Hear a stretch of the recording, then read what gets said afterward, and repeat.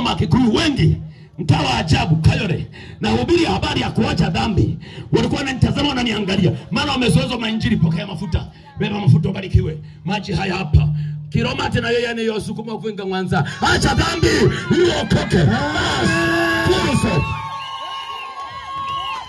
Nisikilize nikuambie, kutakuwepo na njaa ya kutisha. Watu kuliko ile ya Samaria.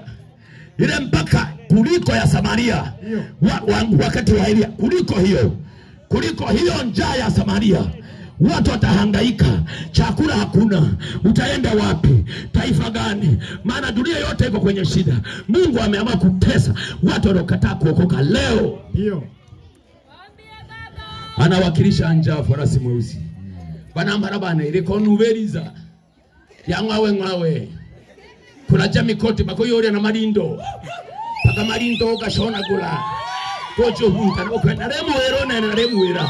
Bakori ya marindo. Wengine watakula watoto wao. Utakula mtoto kunshona gorongwana. Kusudore shona to wipeche. Unshona gula. Saa inakuja farasi wale wanne, farasi watatu, njaa.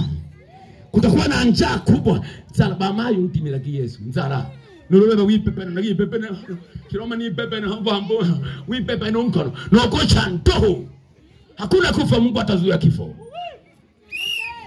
Dunia itakuwa kwenye shida. Nisikilize nikuambia maneno haya. Umehubiriwa maneno ya kuelezwa tu. Na kueleza na kupa tahadhari. Kwamba Yesu anarudi. Kama Yesu alikufa akafufuka. Maana aliwaambia mwana wa Adamu watamweka mikononi. Watamuua siku 3. Siku ya 3 atafufuka. Kwani akufufuka Yesu? Yesu atafufukire. Rame mpaka na kwamba amefufuka Yesu, amefufuka Yesu. Manile awali chuka, mali mliho. Kubali mteo. Mmeamini tu, yote yawezekana kwa kuamini. Kwa kutakuwa na njaa kali, watu watatafunana, watu watafanya vitu vya ajabu. Lakini mambo bado. Huo ni mwanzo wa utungu. Lakini ule mwisho bado. Farasi wanne